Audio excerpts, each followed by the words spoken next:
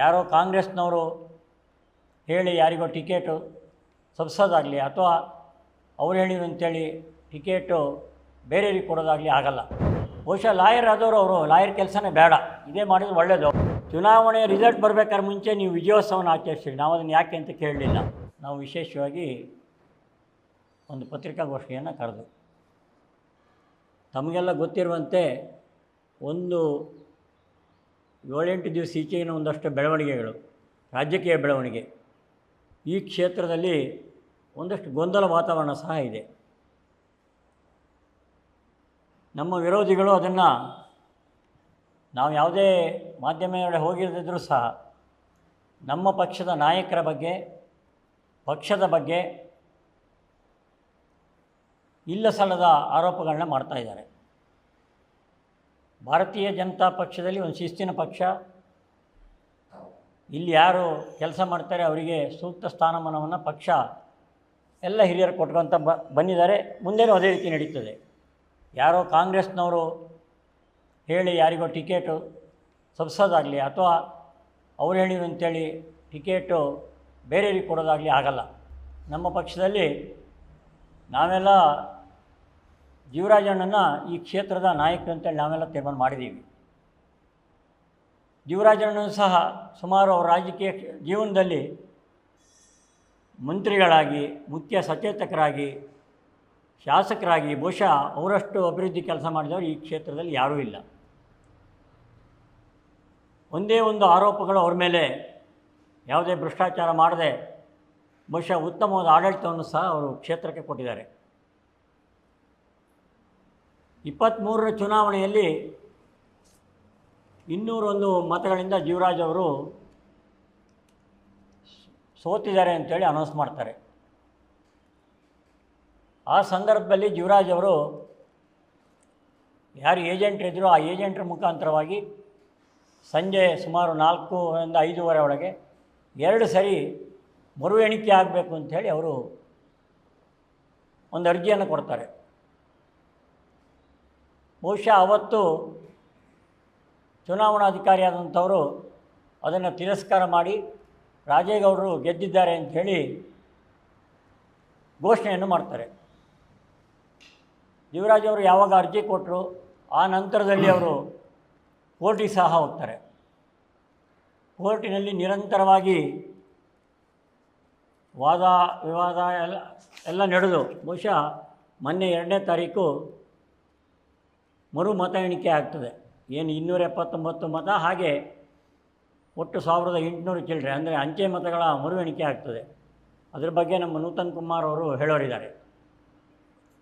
ನಾನು ಕಾಂಗ್ರೆಸ್ ನಾಯಕರಿಗೆ ಕೇಳಲಿಕ್ಕೆ ಬಯಸೋದಿಷ್ಟೇ, ಜೀವರಾಜ್ ಅವ್ರ ಬಗ್ಗೆ ನೀವು ತೇಜೋವಧೆ ಮಾಡುವಂಥ ಕೆಲಸವನ್ನು ಮಾಡ್ತಾಯಿದ್ದೀರಿ. ಇದನ್ನು ಇಲ್ಲಿಗೆ ನಿಲ್ಲಿಸಿ. ನಮ್ಮ ಇಡೀ ಏನು ಶೃಂಗೇರಿ ಕ್ಷೇತ್ರದ ಬಿ ಜೆ ಪಿಯ ಮತದಾರರಿರ್ಬೋದು, ಬಿ ಜೆ ಪಿಯ ನಾಯಕರಿರ್ಬೋದು, ಜೀವರಾಜ್ ಒಟ್ಟಿಗೆ ಇದ್ದೀವಿ ನಾವು. ನಮ್ಮ ನಾಯಕರು ಜೀವರಾಜರು ನಾವೇನು ಇವತ್ತು ಮೊನ್ನೆ ಕೋರ್ಟ್ ತೀರ್ಮಾನದಲ್ಲಿ ನಮಗೆ ಸ್ವಲ್ಪ ಹಿನ್ನಡೆ ಆಗಿರ್ಬೋದು, ಆದರೆ ನಮಗೆ ನ್ಯಾಯಾಂಗದ ವ್ಯವಸ್ಥೆ ಮೇಲೆ ನಂಬಿಕೆ ಇದೆ. ನಾವು ಏನು ನಾಡಿದ್ದು 21ಕ್ಕೆ ನ್ಯಾಯಾಂಗ ತೀರ್ಪು ಬರೋದಿದೆ, ಖಂಡಿತವಾಗೂ ಜೀವರಾಜ ಪರವಾಗಿ ಬರ್ತದೆ ಅಂಥೇಳಿ ನಾವಂತೂ ಒಂದು ಆಶಾಭಾವನೆಯನ್ನು ಇಟ್ಕೊಂಡಿದ್ದೀವಿ. ಅದು ಯಾವುದೇ ತೀರ್ಪು ಬರಲಿ, ನಾವು ಅದಕ್ಕೆ ನ್ಯಾಯಾಂಗ ತೀರ್ಪನ್ನು ಗೌರವಿಸುವಂಥ ಕೆಲಸವನ್ನು ಮಾಡ್ತೇವೆ. ಕಾಂಗ್ರೆಸ್ಸಿನ ಏನು ರಾಜ್ಯ ವಕ್ತಾರರು ಅಂತ ಹೇಳ್ತಾರೆ, ಬಹುಶಃ ಅವರು ಲಾಯರಾಗಿ ಏನು ಮಾಡ್ತಿದ್ದಾರೆ ಅಂದರೆ, ಈ ರಾಜ್ಯಕ್ಕೆ ಸಮಸ್ಯೆಗಳು ಬರಲಿ, ಈ ಕ್ಷೇತ್ರಕ್ಕೆ ಸಮಸ್ಯೆಗಳು ಬಂದಾಗ ದೇವರ ಮೊರೆ ಅವರು ಯಾವತ್ತೂ ಹೋಗಲಿಲ್ಲ.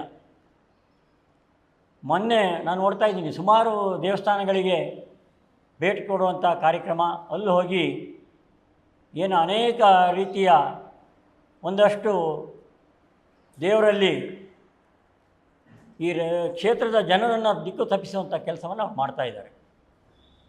ಬಹುಶಃ ಲಾಯರ್ ಆದವರು ಅವರು ಲಾಯರ್ ಕೆಲಸನೇ ಬೇಡ, ಇದೇ ಮಾಡಿದ್ರೆ ಒಳ್ಳೆಯದು. ಅವರ ಏನು ಕಕ್ಷಿದಾರ ಇರ್ತಾರೆ ಅವರನ್ನು ದೇವಸ್ಥಾನಕ್ಕೆ ಕರ್ಕೊಂಡೋಗಿ ಅಲ್ಲೇ ಅವರು ಬಹುಶಃ ಈ ಏನು ದೇವಸ್ಥಾನದಲ್ಲಿ ಯಾವ್ಯಾವ ರೀತಿ ಹರಕೆ ಕೊಡೋದು, ಇಲ್ಲ ಹುಯಿಲು ಕೊಡೋದು, ಈ ಥರದ್ದು ಮಾಡಿದರೆ ಭಾಳ ಒಳ್ಳೆಯದು ಅಂತೇಳಿ ನನ್ನ ಭಾವನೆ. ಈ ಕ್ಷೇತ್ರದಲ್ಲಿ ಯುವರಾಜರ ರಾಜಕೀಯ ಜೀವನದಲ್ಲಿ ಯಾವತ್ತೂ ಸಹ ಒಂದು ಕಪ್ಪು ಚುಕ್ಕೆ ಇಲ್ಲದಂಥ ಆಡಳಿತವನ್ನು ಕೊಟ್ಟಿದ್ದಾರೆ. ಅದೇ ರೀತಿಯಲ್ಲಿ ಅವರು ಭಾರತೀಯ ಜನತಾ ಪಕ್ಷದ ಎಲ್ಲ ಚುನಾಯಿತ ಪ್ರತಿನಿಧಿಗಳು ಇರುವಂಥ ರೀತಿಯಲ್ಲಿ ನಡ್ಕೊಳ್ಳೋ ರೀತಿಯಲ್ಲಿ ಅವರು ನೋಡ್ಕೊಂಡು ಬಂದಿದ್ದಾರೆ. ಇವತ್ತು ಕಾಂಗ್ರೆಸ್ಸಿನ ಯಾರೋ ಒಂದಷ್ಟು ನಾಯಕರುಗಳು ಜೀವರಾಜ್ ಅವ್ರ ಬಗ್ಗೆ ನಾನು ನೋಡ್ತಾ ಇದ್ದೀನಿ, ಏನು ಮಾಧ್ಯಮದ ಮುಖಾಂತರ ಇರ್ಬೋದು, ಇವತ್ತು ಹೊಸ ಒಂದಷ್ಟು ವ್ಯವಸ್ಥೆಯಲ್ಲಿ ಅವ್ರ ಬಗ್ಗೆ ಇಲ್ಲ ಸಲ್ಲದ ಆಪಾದನೆಗಳನ್ನ ಕೊಡುವುದರ ಜೊತೆಗೆ ತೇಜೋವಧೆ ಮಾಡುವಂಥ ಕೆಲಸ, ಅಂಥ ಕೆಲಸವನ್ನು ಈ ಕೂಡಲೇ ನಿಲ್ಲಿಸಿ ನ್ಯಾಯಕ್ಕೆ ನಾವು ಗೌರವ ಕೊಡ್ತೀವಿ. ಕೋರ್ಟ್ ಏನು ತೀರ್ಮಾನ ತಗೊಳ್ತದೆ ಅದಕ್ಕೆ ನಾವು ಬದ್ಧವಾಗಿರ್ತೀವಿ. ಚುನಾವಣೆಯ ರಿಸಲ್ಟ್ ಬರಬೇಕಾದ್ರೆ ಮುಂಚೆ ನೀವು ವಿಜಯೋತ್ಸವನ ಆಚರಿಸ್ತೀವಿ, ನಾವು ಅದನ್ನು ಯಾಕೆ ಅಂತ ಕೇಳಲಿಲ್ಲ.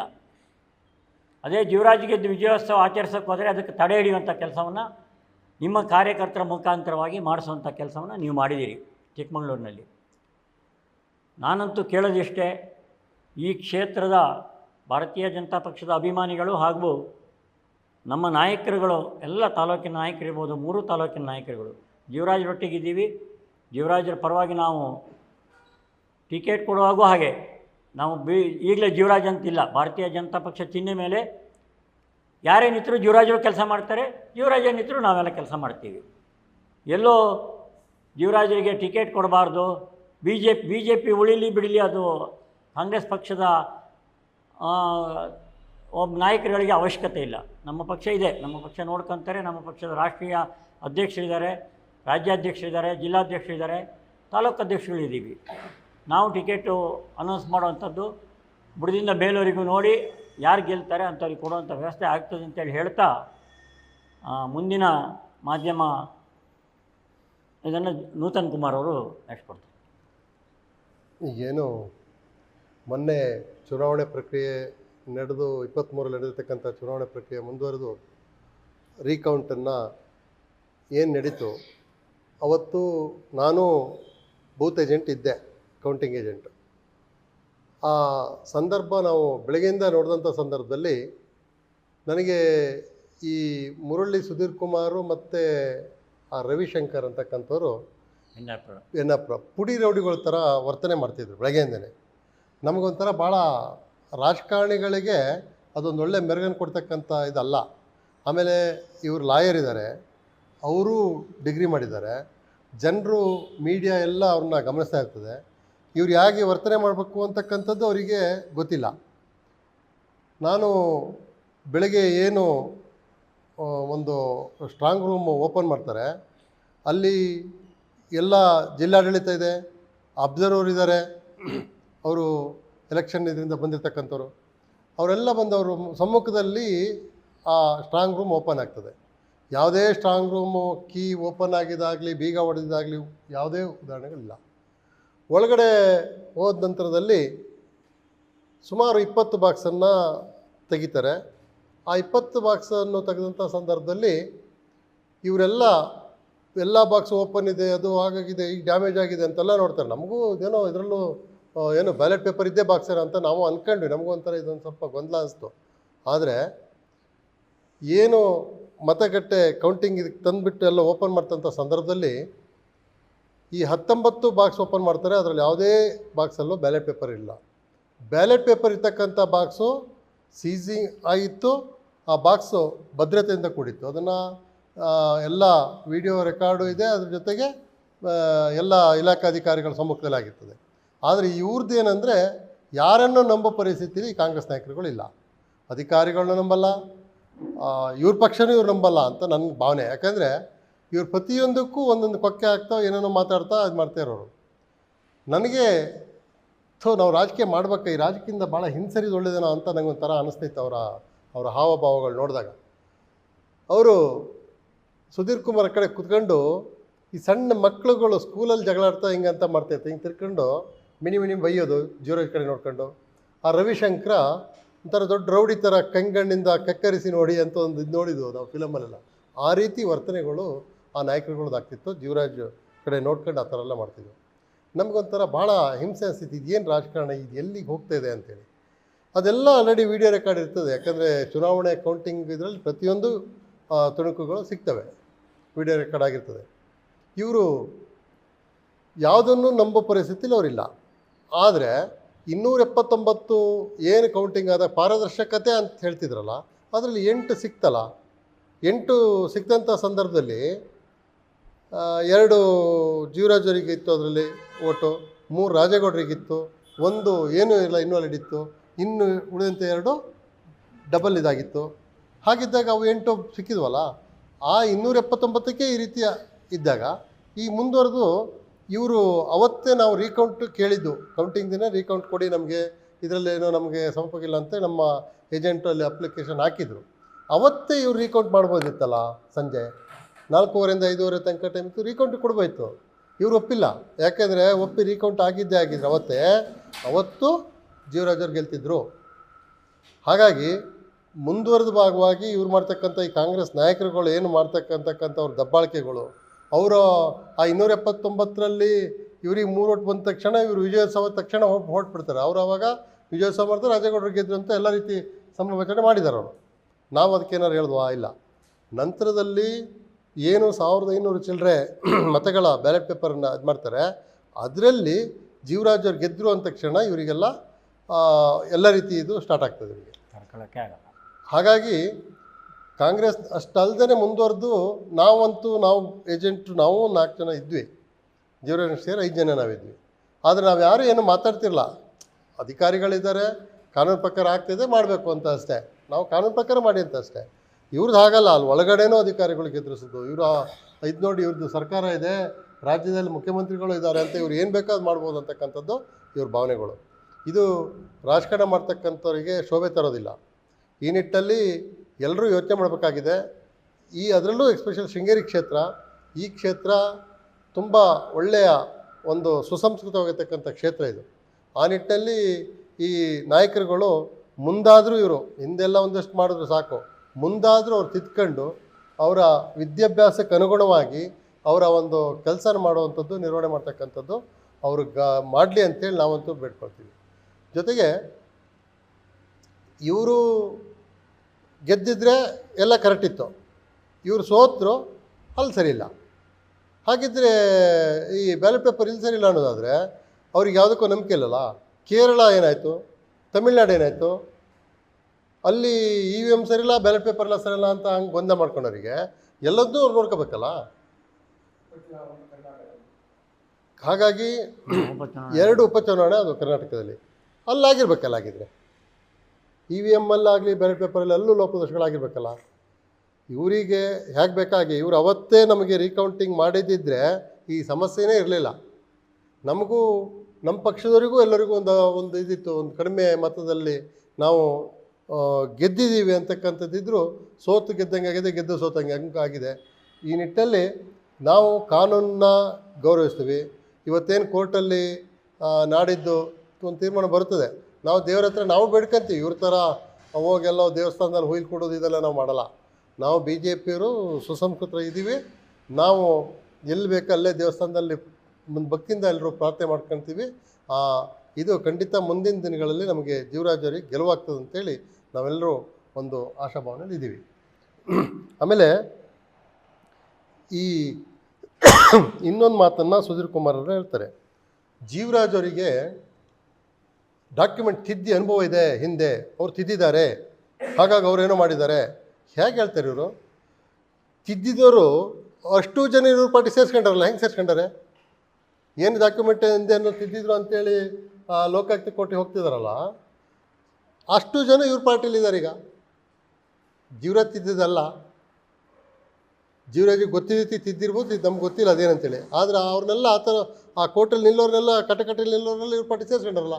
ಇವರು ಸಭ್ಯತೆ ಇರೋರಾಗಿದ್ದರೆ ಅವ್ರು ಸರಿಯಿಲ್ಲ ಅಂದವ್ರನ್ನ ಹೇಗೆ ಸೇರಿಸ್ಕೊಂತಾರೆ ಇವರು?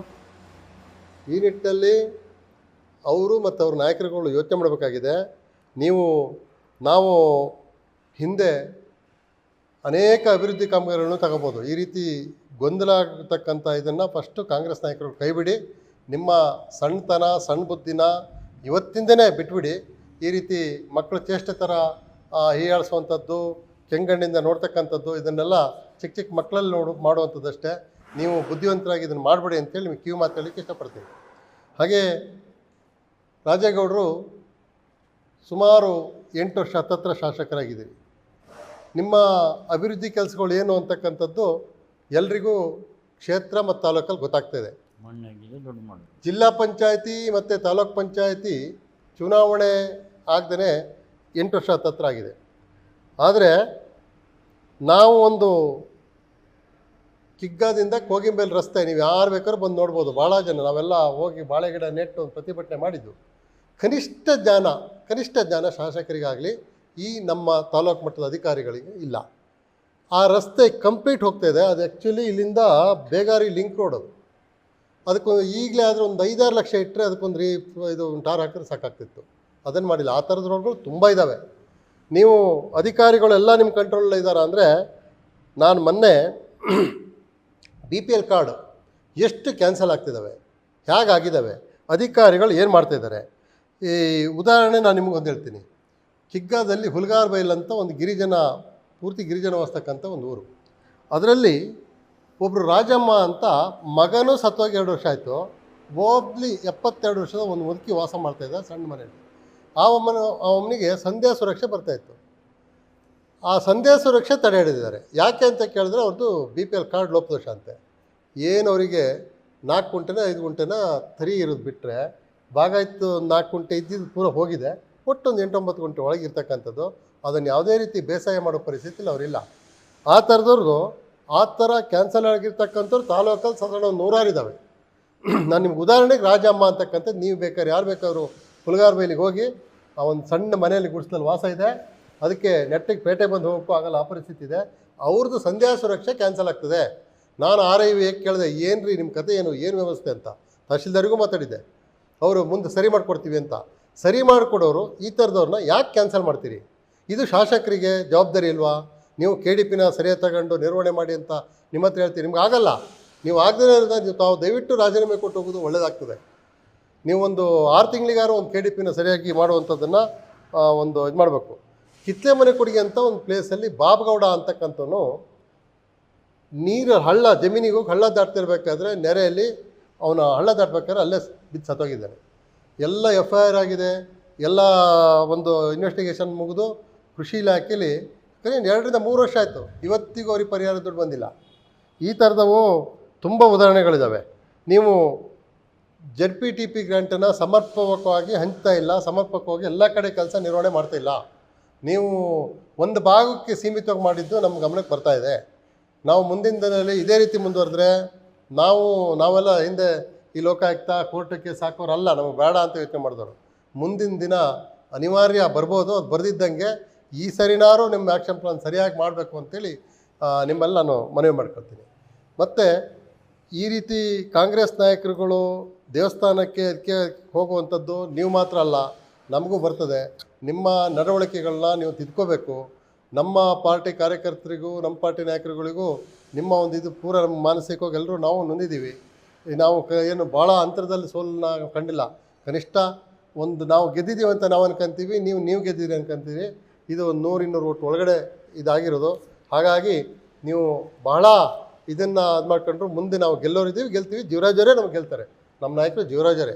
ಆ ನಿಟ್ಟಲ್ಲಿ ನಾವು ಇವತ್ತು ಜೀವರಾಜರಿಗೆ ನಮ್ಮ ಮಂಡಲದ ಎಲ್ಲ ನಾಯಕರುಗಳು, ಎಲ್ಲ ಶಕ್ತಿ ಕೇಂದ್ರ ಮೋರ್ಚಾದ ಅಧ್ಯಕ್ಷರು, ಪ್ರಮುಖರು, ನಾಯಕರುಗಳು, ಕಾರ್ಯಕರ್ತರುಗಳು ಜೀವರಾಜ ಸಪೋರ್ಟಾಗಿ ನಾವು ಖಂಡಿತ ನಿಲ್ತೀವಿ.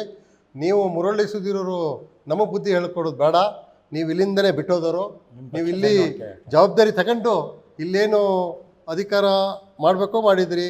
ಎಲ್ಲ ಸಂಘಟನೆಗಳಲ್ಲಿ RSS ಅಲ್ಲೇ ನೀವು ಕಲ್ತಿದ್ದಕ್ಕೆ ಒದ್ದಿದ್ರಿ. ಏಣಿನ ಒದಿಬಾರ್ದು. ಅದಕ್ಕೆ ನೀವು ನೆಗ್ಲೆಕ್ಟಾಗಿ ಏನೇನು ಮಾತಾಡಿರಿ ಅಂತಕ್ಕಂಥದ್ದು ಇಡೀ ನಿಮ್ಮ ಮಾಧ್ಯಮದೆಲ್ಲ ನಾವು ನೋಡಿದ್ದೀವಿ. ಮುಂದೆ ನಿಮ್ಮ ವರ್ತನೆಯನ್ನು ಬದಲಾವಣೆ ಮಾಡ್ಕೊಂಡು ಸುಮ್ಮನೆ ಒಬ್ಬ ನಾಯಕರಿಗೆ ತೇಜೋವಧೆ ಮಾಡ್ತಕ್ಕಂಥ ಮಾತುಗಳನ್ನ ಆಡೋದು ನೀವು ಬಿಡಬೇಕು. ಇಲ್ಲ ನೀವೇನು ಮಾತಾಡ್ತೀರಿ ಆ ಮಾತುಗಳನ್ನ ನಾವು ನಮ್ಮ ಪಕ್ಷದ ನಾಯಕರುಗಳು ನಿಮ್ಮ ನಾಯಕರಿಗೆ ನಾವು ಮಾತಾಡಬೇಕಾಗ್ತದೆ. ಹಾಗಾಗಿ ಇವತ್ತಿಂದ ನೀವು ಮಾತಾಡ್ತಕ್ಕಂಥ ಇದನ್ನು ಬದಲಾವಣೆ ಮಾಡ್ಕೋಬೇಕು ಅಂಥೇಳಿ ಇವತ್ತಿನ ಒಂದು ಇದ್ರ ಮುಖಾಂತರ ನಿಮಗೆ ತಿಳಿಸ್ತಾ ಇದ್ದೀವಿ. ಈ ರೀತಿಯ ಇನ್ನಷ್ಟು ವಿಡಿಯೋಗಳು ನಿಮಗೆ ಸಿಗಬೇಕೇ? ಹಾಗಾದ್ರೆ ಈಗಲೇ ನ್ಯೂಸ್ ಮಲ್ನಾಡ್ ಚಾನೆಲ್ನ ಸಬ್ಸ್ಕ್ರೈಬ್ ಆಗಿ, ಕೆಳಗಿರೋ ಸಬ್ಸ್ಕ್ರೈಬ್ ಬಟನ್ ಮೇಲೆ ಕ್ಲಿಕ್ ಮಾಡಿ ಉಚಿತವಾಗಿ ಸಬ್ಸ್ಕ್ರೈಬ್ ಆಗಿ. ನಿಮ್ಮ ಒಂದೊಂದು ಸಬ್ಸ್ಕ್ರೈಬ್ ಕೂಡ ನಮಗೆ ಬೆಂಬಲ, ಸ್ಫೂರ್ತಿ.